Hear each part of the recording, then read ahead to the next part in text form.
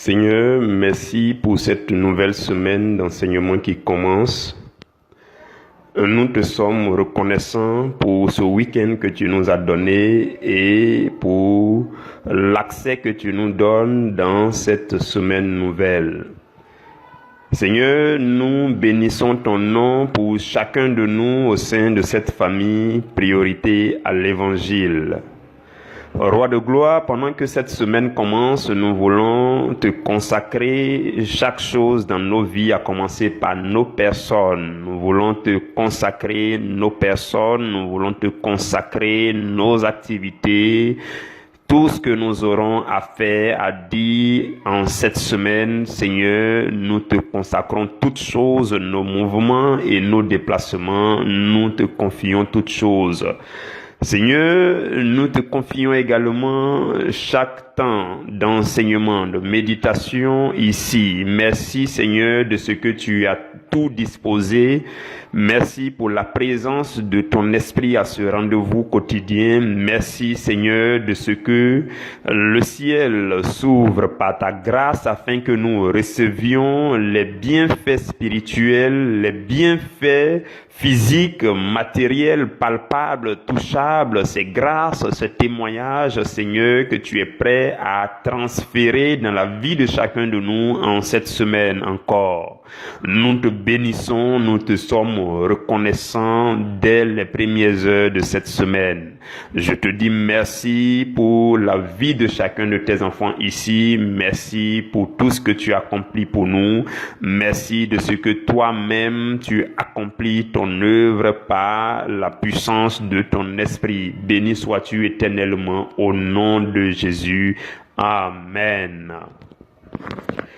Mes frères bien-aimés, nous sommes le lundi 12 juillet, et pour toute cette semaine, le thème que nous allons décortiquer, c'est que faire pour devenir amour. Ce thème-là n'est pas affiché, mais c'est lui que nous allons décortiquer en sous-thème. Ce qui est plutôt affiché, c'est le sujet du mois qui est l'esprit d'amour. Et ce sujet, c'est le sujet de notre 4e mois de ce séminaire qui a commencé depuis avril, mai, juin, et nous sommes là en juillet. Nous irons jusqu'en octobre.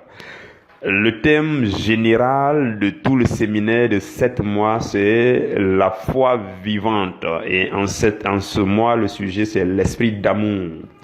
Pour cette semaine, nous allons voir comment travailler ou alors quelles sont les dispositions qu'il faut adopter afin de devenir un être d'amour. On se souvient que durant la semaine dernière, on a vu en détail ce que signifie un esprit d'amour. Aujourd'hui, le premier sous-thème, c'est 5 dispositions intérieures qui prédisposent à mieux marcher dans l'amour. Je reprends. 5 dispositions intérieures qui prédisposent à mieux marcher dans l'amour. Lisons dans Jacques chapitre 1, versets 19 et 20. La Bible dit, « Sachez-le, mes frères bien-aimés, ainsi que tout homme soit prompt à écouter, l'un à parler, l'un à se mettre en colère, car la colère de l'homme n'accomplit pas la justice de Dieu. » Parole du Seigneur, nous rendons grâce à Dieu. Notre sous-thème dit 5 dispositions intérieures. C'est une manière de dire 5 manières de disposer l'atmosphère du cœur, ou alors de disposer les pensées à l'intérieur de nous-mêmes. 5 manières de nous disposer à l'intérieur de nous-mêmes pour que nous soyons mieux prédisposés à marcher dans l'amour. Vous comprenez? Donc il y a 5 choses que nous devons adopter dans notre cœur, méditer dans notre cœur, concevoir dans notre cœur. 5 choses qui doivent être en veille dans notre cœur, qui doivent être déjà en nous et prêts à s'exprimer aux besoins. Bon, vous comprenez, c'est ce que le sous-thème l'avait dit. Donc 5 dispositions intérieures qui vont nous prédisposer pour mieux marcher dans l'amour. Vous avez compris le sous-thème. Donc on va voir ces 5 dispositions intérieures. Mais avant tout, je voudrais nous parler de 2 choses très capitales. Pendant que nous sommes en train de parler de devenir amour, je voudrais vous dire qu'il y a déjà 2 premières choses qui sont très importantes. L'obéissance et l'unité du corps de Christ. On les a étudiées les 2 mois passés. Pourquoi on les a étudiées? Parce que, voyez-vous, lorsque l'obéissance et l'unité sont en place, le système automatique s'enclenche pour que, enfin, ce que j'appelle le système automatique, ça s'enclenche pour que une foi beaucoup plus dynamique puisse s'exprimer. On parle de la foi vivante. Si vous n'êtes pas obéissant, et puis si vous ne respectez pas le corps du Christ, ça sera compliqué pour vous de manifester une foi vraiment vivante et en bonne santé. Vous me comprenez? Donc, l'obéissance de la foi, on a vu ça au mois de mai. Et l'unité de la foi, on a vu ça au mois de juin. Et là, on a parlé de l'unité du corps du Christ, l'importance de ne pas piétiner un chrétien, ni un serviteur, de ne pas dire n'importe quoi au sujet de n'importe qui est dans le corps du Christ. Non, de honorer le corps du Christ, de respecter le corps du Christ. On a vu toutes ces choses durant le mois de juin. Et avant ça, on a vu l'obéissance.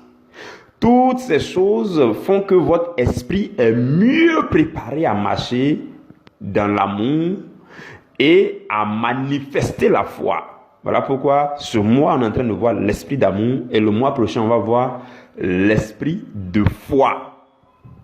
Ça sera beaucoup plus dynamique le mois prochain. Vous comprenez? Donc, retenez déjà qu'il y a 2 premières choses, l'obéissance et l'unité de la foi. Ok. Sans plus tarder, je voudrais commencer rapidement les 5 choses. On n'a pas suffisamment le temps.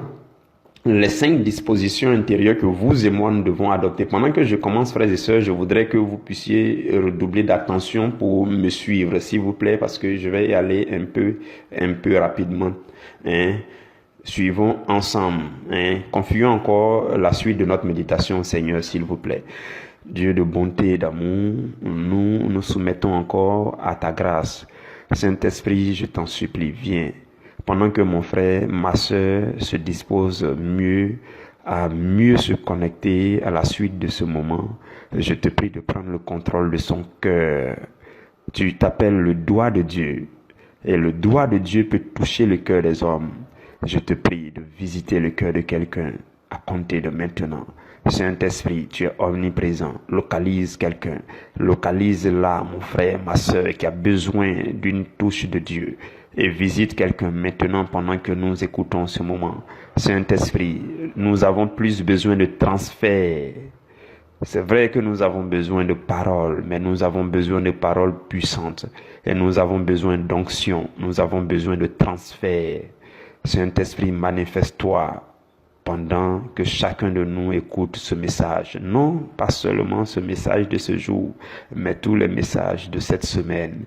Je te supplie, rejoins tes enfants pour une intimité personnelle au nom de Jésus. Amen. La première disposition, frères et sœurs, c'est d'être prompte à écouter. Déjà, en fait, nous devons être prompts à faire 2 choses et nous devons être lents à faire 3 choses. Donc, ça fait les 5 choses. La première chose, nous devons être prompts à écouter. Prompt à écouter, ça veut dire que on est disposé à l'intérieur pour écouter les autres. Nous devons nous disposer à écouter. Nous devons écouter de manière pressante ou alors être pressé d'écouter. Donc c'est ça qui est le fait d'être prompt à écouter. Je vais encore mieux expliquer. Frères et sœurs, le fait d'écouter, c'est très important. Quand vous ne savez pas écouter, votre vie devient compliquée. Quand vous ne savez pas écouter. Jésus dit quelque part dans la Bible, il dit, prenez garde à la manière dont vous écoutez. Et le mot écouter est différent du simple fait d'entendre avec l'oreille physique. Frères et sœurs, voyez-vous, et c'est plusieurs enchaînements. Lorsque l'oreille physique fonctionne normalement, on entend avec l'oreille physique. Mais si on veut comprendre ce qu'on entend, on doit écouter. Et si on écoute, c'est alors qu'on comprend. Et lorsqu'on comprend, alors on pourra entendre avec l'oreille du cœur. Voilà pourquoi, à certains égards, Jésus dit que celui qui a des oreilles pour entendre, entende. Ça veut dire les oreilles du cœur. Maintenant, pour que quelque chose parvienne aux oreilles du cœur, ça doit d'abord passer par les oreilles physiques. Et l'oreille physique entend normalement et naturellement. Mais pour comprendre, vous devez écouter. Vous devez accorder une attention particulière à ce que vous entendez. On appelle ça écouter. Et c'est en écoutant que vous pouvez comprendre. Et en comprenant, cela parvient aux oreilles du cœur. Vous comprenez? Donc, lorsque quelqu'un ne sait pas écouter, sa vie devient compliquée. Quand vous savez écouter, frères et sœurs, toute chose devient intéressante dans votre vie. Savoir écouter, c'est la marque des gens qui sont sages. Savoir écouter, c'est la plus grande qualité des leaders. Regardez tous les grands leaders, vous allez voir que une qualité commune, c'est qu'ils écoutent. Savoir écouter, cela nous apprend à savoir parler. Quelqu'un qui ne sait pas écouter ne peut pas savoir parler. Oui. Parce que depuis le bas âge, c'est parce qu'on a entendu les gens parler dans la famille, dans la maison, qu'à partir de ce qu'on entend, on a appris à parler nous aussi. C'est le même principe, ça continue jusqu'à aujourd'hui. Si vous voulez bien parler, il faut apprendre à écouter les meilleures choses. Vous comprenez? Le fait de savoir écouter est une belle preuve de considération. Ça aussi, j'aimerais nous le dire. Quand quelqu'un s'approche de vous et que vous l'écoutez et que vous démontrez qu'effectivement votre attention lui est accordée, c'est une belle preuve de considération. Peu importe la classe sociale de la personne, lorsque vous savez l'écouter tout de suite, ce qui marque la personne, c'est que vous la considérez. Vous comprenez? Et si vous ne savez pas écouter, vous ne saurez pas accueillir. Oui, j'aimerais que vous fassiez ce lien-là aussi.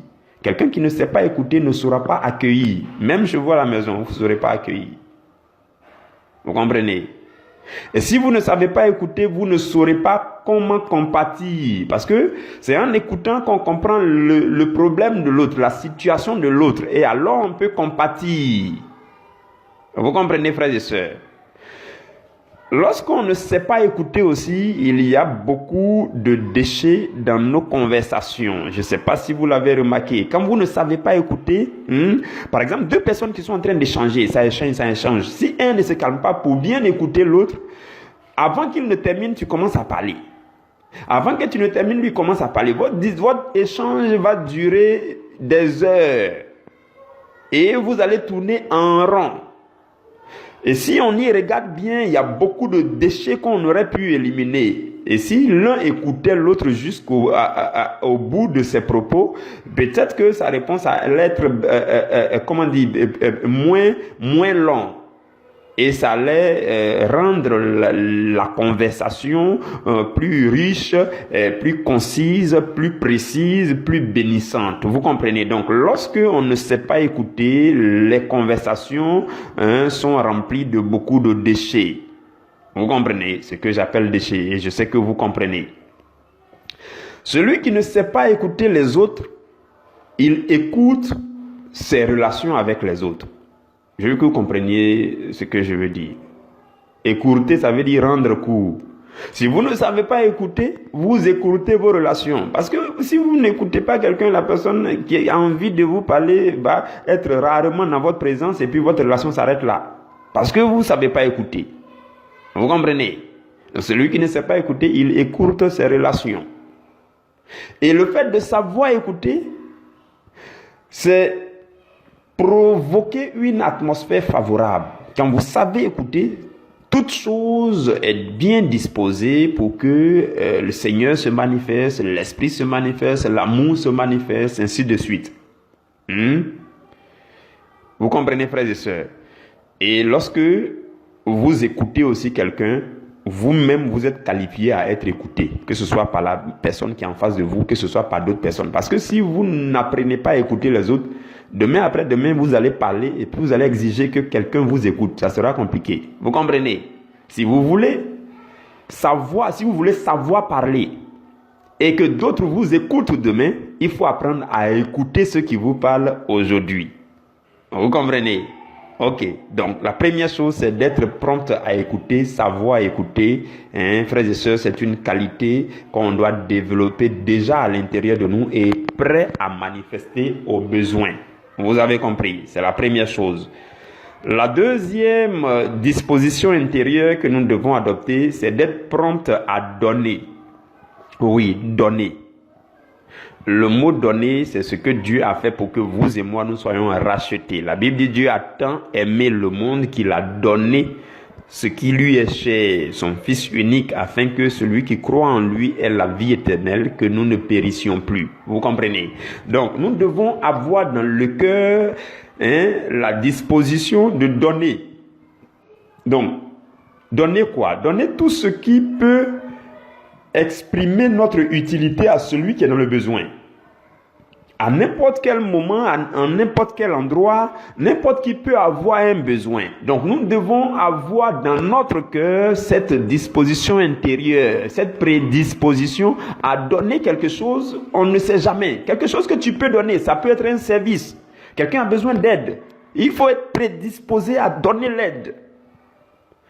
Ou bien quelqu'un a besoin d'une réponse, peut-être un renseignement, il est en train de passer dans la rue, il a besoin d'un renseignement. Il faut qu'on soit prompt à aider, prompt à répondre à quelqu'un par rapport à une question, par rapport à une aide que la personne demande.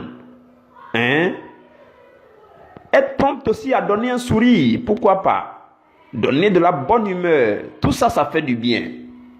Vous comprenez? Donc, dans notre cœur, en tant que chrétien déjà, lorsque je sors de chez moi, ou bien lorsque je vis, dans tout ce que je fais, dans mes déplacements, dans mon cœur, je dois cultiver que si quelqu'un est dans le besoin net, je donne. Je suis prêt à donner. Le donner est un mot de veille chez moi. Le donner est prêt à se manifester chez moi. Vous comprenez? Le écouter est prêt à se manifester chez moi. Je suis prêt à tendre l'oreille à celui qui veut me parler, pour me demander quelque chose, pour m'exprimer un besoin. Donc toutes ces choses doivent être en veille à l'intérieur de nous. C'est pourquoi on parle de dispositions intérieures qui vont mieux nous prédisposer à manifester l'amour. Vous comprenez? Et la troisième chose, la troisième disposition intérieure, c'est d'être prompt à pardonner. Donc ça fait 3. Première chose, être prompt à écouter. Deuxième, être prompt à donner. Troisième, être prompt à pardonner. Donc, écouter, donner, pardonner. On doit cultiver ces choses à l'intérieur de nous. Le fait de pardonner, frères et sœurs, consiste à sacrifier tous les droits qu'on avait sur celui qui nous a offensés, ou bien sur celui qui nous offensera, quelque chose comme ça. Mais on se dispose à sacrifier ses droits. Je nous avais déjà donné cet enseignement qui est peut-être disponible déjà sur nos pages Facebook et YouTube, sur le pardon. Donc, le pardon est un sacrifice. Voilà pourquoi ce n'est pas facile. Quel sacrifice? Le sacrifice de tous les droits. Par exemple, il m'a offensé, donc j'ai le droit de lui faire payer ça. J'ai le droit de le traduire en justice. J'ai le droit d'être méchant envers lui. J'ai le droit de le critiquer. J'ai le droit de le calomnier. J'ai le droit de lui rendre cela. Hein? Donc tous ces droits-là, quand vous sacrifiez ça, alors on dit que vous avez pardonné. C'est ça le véritable pardon. Donc, on doit être prêt dans notre cœur à pardonner. Vous comprenez? Et le fait de pardonner, quand vous allez vérifier l'étymologie du mot pardonner, ça veut dire accorder une grâce. Donc, être prêt dans notre cœur à accorder une grâce à quelqu'un. Accorder une faveur. Quelqu'un s'est trompé, quelqu'un s'est trébuché, quelqu'un a trébuché, il a marché sur vos pieds, il vous a fait ceci, il vous a ainsi de suite. Peu importe ce que les gens nous feront ou bien qu'ils nous ont fait, à l'intérieur de nous, on se prépare déjà à pardonner. Ça va nous aider à mieux marcher dans l'amour. Vous comprenez? Donc, le thème dit 5 dispositions intérieures qui vont nous prédisposer à mieux marcher dans l'amour. Donc, quand vous avez ces dispositions dans votre cœur, ça sera facile pour vous. Ce sont des choses qui sont déjà en veille dans votre cœur et qui vont vous aider alors à mieux marcher dans l'amour. Vous comprenez, frères et sœurs? Donc, le fait de pardonner. J'ai entendu quelqu'un dire que pardonner, ça veut dire, c'est le don parfait. Le don parfait. Donc, il faut pardonner. Lorsque vous réussissez à pardonner les offenses des autres, c'est vraiment le don parfait que vous pouvez leur accorder. Et lorsque vous pardonnez, cela aide les autres à manifester l'amour. Cela, je ne sais pas comment l'exprimer, mais c'est comme si ça leur transmet l'amour. Quand vous pardonnez à quelqu'un, quand vous pardonnez facilement et aisément et rapidement, cela crée de l'amour dans le cœur de la personne pour vous. Si vous voulez que les gens vous aiment là, pardonnez-leur facilement et rapidement. Vous allez voir qu'ils seront nombreux à vous aimer. Pourquoi je le dis? Jésus a donné un secret capital dans Luc chapitre 7 au verset 47. Dans la dernière phrase, il dit, celui à qui on donne peu, celui à qui on pardonne peu, aime peu. Vous comprenez cette phrase? Celui à qui on pardonne peu, aime peu. Ça veut dire quoi? Si vous ne pardonnez pas aux gens, vous pardonnez à peine. À chaque fois, vous tenez rigueur aux gens. Ça est dans votre cœur, la rancune. Sans oublier, à chaque fois vous revenez dessus. Vous n'aimez pas pardonner facilement. Ceux-là, ils vont vous aimer peu. En revanche, si vous pardonnez beaucoup, ceux-là, ils vont vous aimer beaucoup. Quand vous pardonnez facilement et rapidement à quelqu'un, la personne dit, mais tiens, voici au moins une atmosphère agréable. Ici, au moins, on ne me blâme pas. Ici, au moins, on ne me rappelle pas toujours mes péchés. Ici, au moins, on peut oublier mes péchés. Voilà. Et vous attirez les gens dans votre atmosphère. Vous comprenez? Donc, on doit être disposé à l'intérieur de nous à pardonner. Et lorsqu'on pardonne aussi, on reçoit facilement le pardon de Dieu. Frères et sœurs, vous savez qu'à notre nouvelle naissance, le Seigneur Jésus pardonne tous nos péchés du passé. Il efface tout. Maintenant, depuis ta nouvelle naissance, il est arrivé que tu as péché. Tu pêches chaque jour parce que nous sommes des hommes, nous sommes encore ici-bas. Pour ces péchés-là, encore, il faut aller en prière et puis demander pardon à Dieu, confesser. Voilà pourquoi on parle de confession, pénitence, tout ça. Donc, tu vas dans la présence de Dieu et puis tu demandes pardon, tu confesses tes péchés et puis Dieu te pardonne. Donc, pour que Dieu te pardonne facilement, aisément, et que tu reçoives ce pardon de Dieu, il faut apprendre aussi à pardonner aux autres. Dans la prière de notre Père, on dit quoi? Pardonne-nous nos offenses comme nous pardonnons aussi à ceux qui nous ont offensés. Vous comprenez? Ça veut dire que nous aussi, on prend nos dispositions pour pardonner à ceux qui nous offensent. Pourquoi? Parce que nous voulons recevoir de toi, Seigneur, ton pardon pour nos offenses. Vous avez compris? Et dans Matthieu 6, 15, Jésus dit, si vous ne pardonnez pas aux hommes, votre Père ne vous pardonnera pas non plus vos péchés. Vous comprenez? Donc, voici toutes les raisons pour que le pardon soit en veille dans notre cœur. Pour qu'on soit prompt à pardonner, prompt à libérer le pardon, prompt à manifester le pardon. Ça dispose mieux, ça prédispose mieux à marcher dans l'amour. La quatrième chose maintenant, non, la quatrième. La quatrième chose, c'est d'être lent à parler. Donc, j'ai dit que être, être prompt à faire trois choses. Trois choses, c'est pas deux choses. Être prompt à faire trois choses et lent à faire deux autres choses. Quatrième disposition intérieure, c'est d'être lent à parler. Oui, c'est très important aussi. On doit être lent, apprendre à être lent à parler. Pourquoi? Parce que cela permet de bien prendre notre élan de parole pour ne pas produire, pour ne pas faire de dégâts, pour ne pas faire de déchets, pour ne pas dire des choses comme ça qui n'ont pas de sens. Vous voyez, non? La Bible dit dans Matthieu 12, 36 qu'au jour du jugement, là, les paroles vaines que chacun aura proférées, là, on va parler de ça là-bas, au jour du jugement. Donc, quand on doit parler, on prend notre élan calmement. On est lent à parler. Pourquoi? Parce qu'on remue d'abord plusieurs fois la chose à l'intérieur de nous avant de faire sortir. Vous comprenez très bien. Hein? Vous avez compris. Donc, c'est comme ça que le chrétien doit avoir en lui ces dispositions-là. Hein? On ne se lève pas comme ça pour parler. La parole, ta propre parole ne doit pas te surprendre. Et puis, au moment où tu vas t'en rendre compte, tu as déjà parlé. C'est compliqué. C'est vraiment compliqué. Donc, on doit apprendre à être lent à parler. C'est ce que l'apôtre Jacques dit déjà dans le verset que nous avons lu, au verset 19 là. Vous comprenez?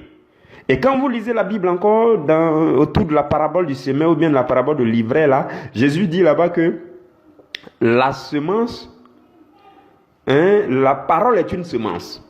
Donc, la nature spirituelle de la parole, c'est la semence. La parole, c'est une semence.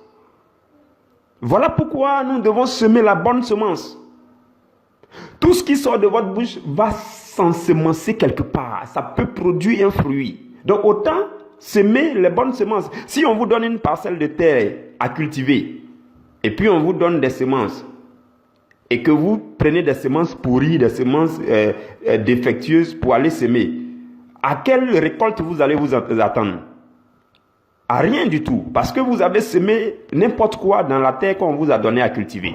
De cette même façon, quand on ouvre la bouche pour parler, on doit prendre soin de faire sortir les bonnes semences qui vont aller porter du fruit pour notre vie. Vous avez compris. Voilà pourquoi l'apôtre Jacques dit on doit être lent à parler. Lent à parler parce qu'on trie la semence.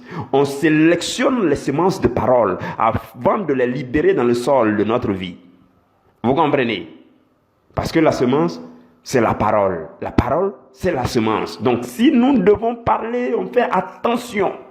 Attention. De telle sorte que même si c'est deux phrases qui sortent, ces deux phrases-là transportent une puissance. Ces deux phrases-là transportent quelque chose de magnifique, de glorieux, d'édifiant, de bénissant pour le frère ou pour la sœur. Vous avez compris? C'est ça le chrétien. Et comme j'aime à le dire, le chrétien doit être consistant. Tu ne peux pas dire, et puis tu ne peux pas parler, et puis tu parles, et puis il y a 2 ou 3 ou 4 phrases, ça ne veut rien dire. Il y a des gens comme ça, ils parlent, et puis il y a 3, 4, 5 phrases, ça ne veut rien du tout. Rien. Rien. Tu aurais pu trier à l'intérieur de toi, et quand tu fais sortir ce que tu as sémé là, va porter du fruit. Parce que tu ne peux pas donner à quelqu'un, lui, il va les trier. Non. Quand tu échanges avec quelqu'un, tu ne peux pas lui donner des choses sans trier, et puis tu lui donnes, lui, il va les trier. Il n'a pas la capacité de trier, toi, tes semences là. Non. Vous comprenez? Voilà pourquoi la Bible dit, soyez lents à parler. Vous avez compris, frères et sœurs? Et la dernière chose, c'est d'être lent à se mettre en colère. Donc, nous terminons par là. Être lent à nous mettre en colère. La Bible dit, la colère de l'homme n'accomplit pas la justice de Dieu, selon le verset que nous avons lu. Et quand vous lisez Matthieu chapitre 5, à partir du verset 20, Jésus a prêché la justice de Dieu, ou encore la justice supérieure. Du verset 20 jusqu'à la fin du chapitre de Matthieu 5, Jésus a prêché la justice supérieure. Il a dit, si votre justice ne surpasse pas. Et après il a dit, il vous a été dit ceci, moi il vous dit cela, ainsi de suite. Quand vous allez lire vers la fin, il a commencé à parler de aimer votre prochain. Donc la justice de Dieu inclut l'amour. Et la colère de l'homme n'accomplit pas la justice de Dieu. Donc la colère ne peut pas favoriser l'amour. Voilà pourquoi, pour être mieux prédisposés à marcher dans l'amour, nous devons être lents à nous mettre en colère. C'est la dernière chose. Que Dieu vous bénisse et que Dieu vous garde. Nous nous retrouverons demain à la première heure pour méditer sur un autre sous-thème. Que la main du Seigneur demeure sur vous tout au long de ce week-end. Amen.